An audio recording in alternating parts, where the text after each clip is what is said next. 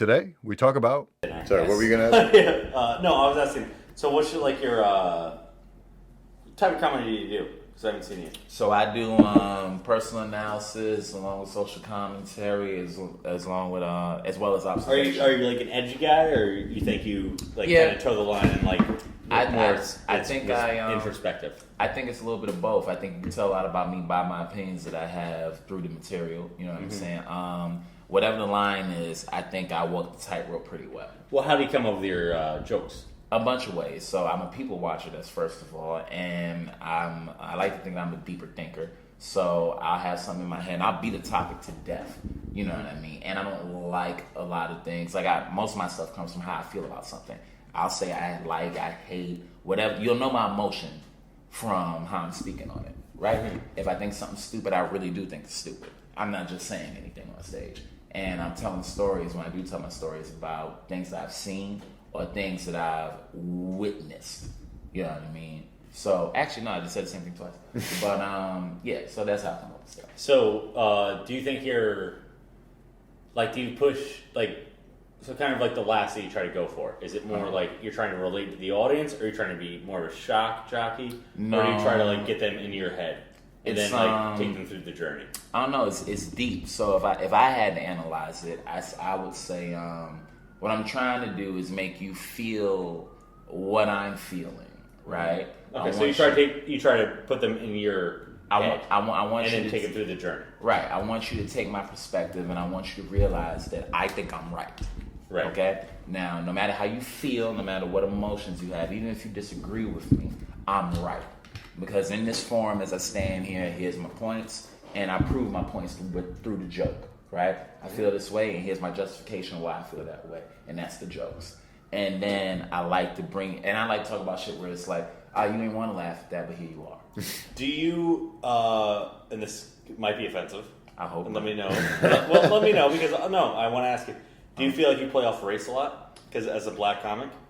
There's no such thing as playing off race. Well, do you feel like, okay, so then you're gonna say yes, but do you feel like race is like a basis of a lot of your comedy? It's a basis. Your experience as a black man. Mm-hmm. But I think it's less my experience as a black man, just more my perspective as a black man, as somebody who my perspective is gritty, right?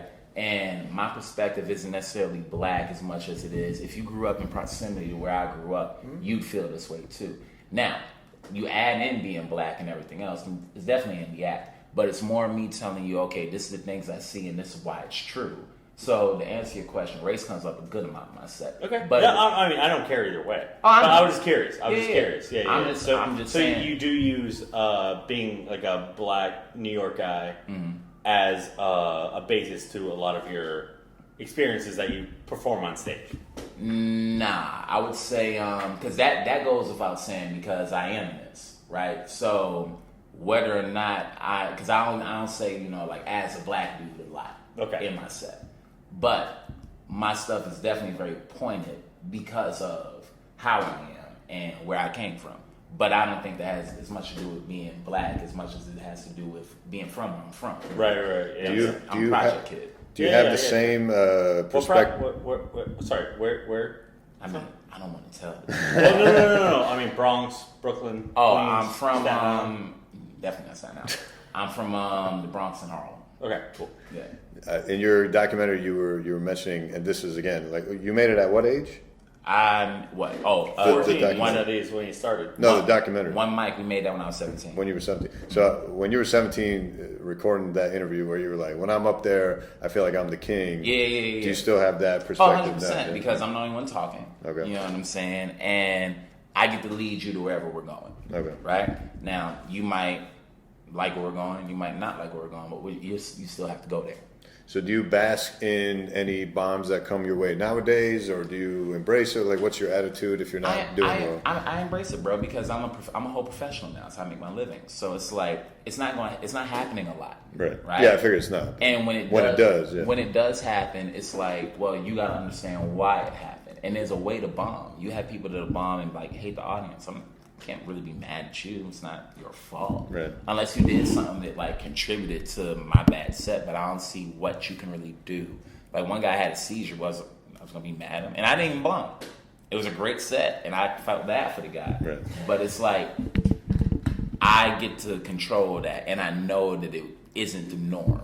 You know what I mean? Yeah. And my reputation, most people know that's not the norm. So I get to relax on that kind of stuff these days. Gotcha. How often are you performing? Are you performing literally every night? I mean, I get up about at least 10 times in a week. 10 times a week. So it might not be like tonight I'm off, right? But tomorrow I have, 3 shows, right? Day after that I have the same amount. Day after that I think I have 4. Okay. It's Thursday, Friday, Saturday. Yeah. And then last night I had 2. That was Monday. That was Tuesday. It's Monday, like a typical week for you? Yeah. I do about 40 shows in a month. Okay. You know what I'm saying? And that's usually I round it up. What's your thoughts on festivals, comedy festivals? I like festivals. I did Montreal, and that's amazing. It's like a comedy prom. The Just for Laughs? Yep.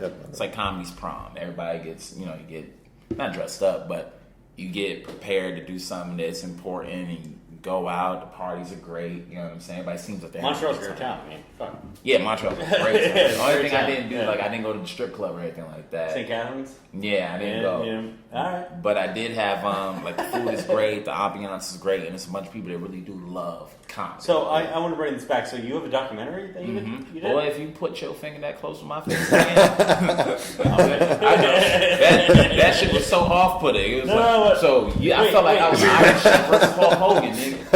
You.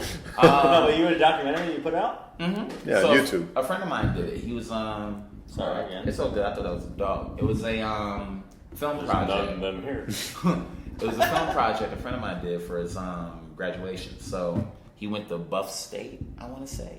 Like Buffalo? Mm-hmm. And he was a film major. And making this documentary was his exit project. His name's Ricardo Herrera. And he reached out to me. He's like, yo, you want to be a part of this documentary? I was like, fuck yeah, let's do it. And it was my first video out on YouTube. I was excited as hell.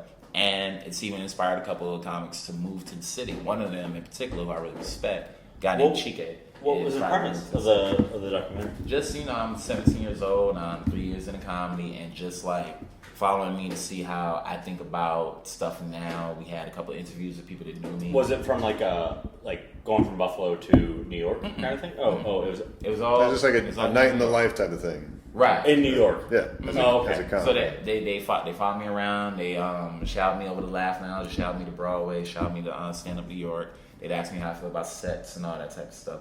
So wherever my mind was comedically then, it just shows that. Oh, cool. You know what I mean? Like, this is right before I have to make a decision of, are you going to college or not going to college? Yeah. I chose not to. I never was going to go to college. Yeah. I never wanted to. So just that perspective, my thoughts on like people who go into comedy for acting purposes and stuff like that, which I hate. It's like, if you want to do this, and if you don't, don't. Yeah. Was your mom mad that you didn't go to college? I pay the bills. Oh, okay. You know what I'm but saying? At that time, though, I paid the bills. So I can't say that she was. You know what I mean? I know she wanted me to go to school, but I don't think she was mad because they didn't know I was doing comedy. They didn't know I was doing comedy. So when they saw me, I killed. You know what I mean? Mm-hmm. So they knew I didn't suck at it. So they knew there was I had a proclivity for it. Right. And then I didn't have to ask them for money. That's how I made my money. And it's how I paid whatever my bills were and helped out around the house, right? And as I got older, your bills get more. You hope the money gets better, and as such, it happened to happen. So, wasn't too much they could say when I graduated. They were just like, "Going to do it, go hard." Yeah, because by then you'd done it 4 years already. So right, and I'm talking 4 years, and you had the first year where it's like, so if out of 180 days, in school. I probably performed 100 of those days in school. And then you add on when I started doing the open mics, I spent $2,000 on open mics. Jesus Christ. You take 2,000, you divide that by 5, and that's what I did in a year. Right? Wow. That's how many times I got up on stage. I mean, that's dedication. This guy gets tired after 2 open mics a week. He's like, oh. Oh, God. No, it's not that. I work. Yeah. I get tired. No, I hear that, but it's like... No, I know. He's being ridiculous. I'm not comparing you to. I'm just saying, that's what it takes, man. But Creek in the Cave is free. I go there whenever I want. No, I get it. Yeah, no, 100%. Yeah. So now, to that end, right, even that, because I never had much sympathy for people that work 9 to 5 jobs, and I'll tell you why. I don't have. I don't work 9 to 5. Oh, you know? No, I quit. I quit that. Oh, I used to work for investment bank. Yeah. I quit about a month ago. Now I just work at I bartend and I work at a barn. Great. Fucking people that have 9 to 5 jobs that complain about this, because it's like you get to control this. Right. You know what I mean? You get to do as much as you want, as little as you want, and you don't depend on it for your living.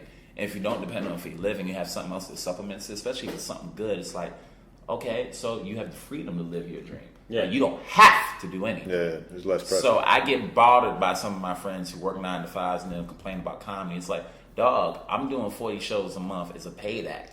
If I was still doing free shows, I could do 100 shows in a month.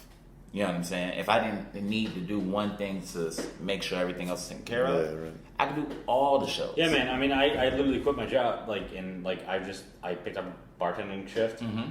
Been doing really well with that. Yeah. And and then I work at a barn. Mm-hmm. I volunteer at 6 a.m. 3 days a week. Right. Out in Forest Hills in Queens.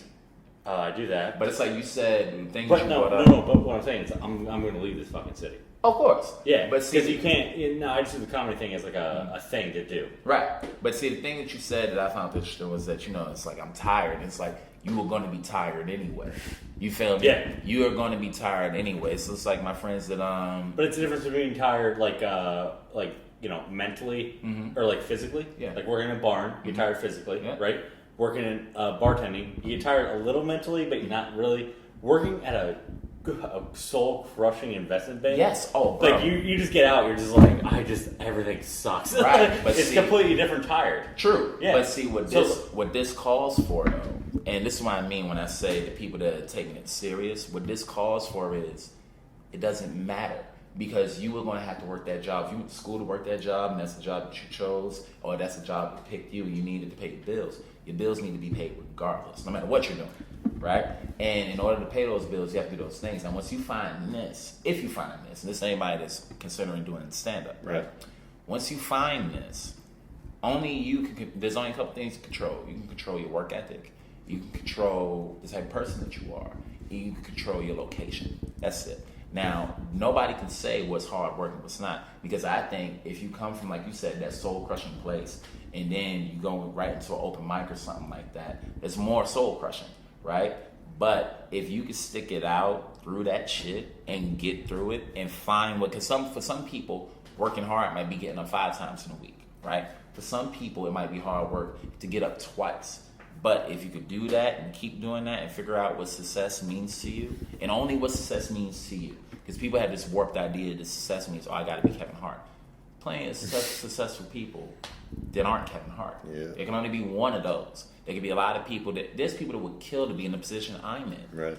And I'm looking at the position I'm in going, whoo, I can't wait till I get to that. and I think it's that, no, I think that's a really good point to make, because the exact same thing. Like, one of the reasons I got out of the corporate world was I was looking at 45-year-olds, right? Yeah. They got a wife. They're miserable. They got a wife. They're miserable. Mm-hmm. They're like, I gotta commute 2 hours from Westchester. I can't. Like, they're making $400,000 a year, but they're like, they're still like paycheck to paycheck. Yeah. If they lose their job, the hell are they gonna do? Go to the Bronx? Like, no. Right. It's a trap. Yeah. The whole corporate thing is a trap. Yep. It's a trap. And it's all a choice, No, it's a choice, but no, people get suckered in. No, choice. It they get suckered in. It was a lie. It's not that it's a lie. It was a lie. You were told that you'd get this type of thing for this type of work, and you got. And look, a lot of people I know that go to school and stuff like that. Dude, I was in corporate for 10 years. Yeah, I worked for Saks. I was killing it. Oh, you were an enemy. Yeah, no, I know, but I'm saying I was making good money. But I was looking at people that were there for so long, and it's they're all miserable. What's my goal then? They're all miserable. But here's the other part: is that when you go into jobs like that, because I know a lot of people that work in the standard 9 to 5 to supplement being able to do comedy, right? Yeah, it's 8 to 10. And the thing about it is that I find that hurts me to see happen to some people is that these people don't want to see you have dreams. They kind of want to like what you were saying in the corporate world, them being miserable. You know how annoying your dreams are? You know what I'm saying to them? Tell me about it. You know, like back when you was working that, and I was like, "Yo, I'm doing comedy." He's like, you know, what? I left because I was like, "Yeah." This no, I'm is saying stupid. before that. I'm saying, Yeah. But they'll turn you into they'll pull that whimsy out of you. You become a pig. You a person. Yeah. You're a pig. It's like that Japanese anime where those people were eating, and all of a sudden, all of a sudden they turned it, like you said, they turned into pigs. Yeah. And it's like, yo, I need to save them. It's like, yeah, but Animal Farm. Is that what it was called? No, that's the book, Animal Farm, where the pigs keep rewriting the rules. Yep. And the pigs start to look like humans. Yep. I mean, that's all it is. Like, this city traps you. Mm-hmm. I don't know if I totally agree with you. No, you don't totally agree because you get to go out and work. But I made those choices, you know what I mean? I told myself I'm not. Yeah, nobody's like coming at you for that, but you know what I'm saying? Well, that's the other thing about it that I've had, because I've had this argument a bunch of times. There's people that don't look at what I do as work, and the reason that bugs me is because it's like, first of all, just because I don't work how you work, don't mean that. She say yes? Huh? She say yes? No. Because I don't work how you work doesn't mean you get to downgrade how it is I make my living, right? And you don't get to downgrade the way that I feed my family. The same way that you need to feed yours, I need to feed mine. And you get the perk of knowing your check is coming as long as you show up. I don't know that. Yeah. You know what I'm saying? So don't play with me. But I don't know that they know that. You know No. Yeah, I've always taken huge exception to that. Very huge exception. Well, I think if you're over the age of like 28, everybody starts to be like, all right, everybody's doing what they're doing for a reason. Under that age, people might judge each other. Like 24-year-olds that come here, they're like, "Oh, I work for Goldman. Oh, I work for City," and the Goldman people are like, people get stuck in their ways too. Yeah. No, but I'm saying but after now, like, dude, I get tipped. I'm a bartender, and people are like, "Why are you bartending?" I was like, "Oh, I quit." Who's asking you that? A lot of people. Really? They're like, yeah, because I used to work at a bank. I mean, they can ask you. They're probably genuinely curious. You know? Yeah, they're just like, "Why are you doing this?" And I was like, "I hated it." But it's different for him because, like, he's been known, like you said, since day one of high school. Yeah. This is what I do. No, but no, I think that's more different because it's very different. my stories are like, "Why are you going back?" That's my point because I'm like, I'm not going back. Right. I'm going to what makes me happy. See, now you get that. What I get more so of, and the argument that I'm talking about happening is that when you have people that work in the professional standard job world, they'll say shit to me like, "Oh, well, you've never worked a real job." Bitch, my bills are as real as yours.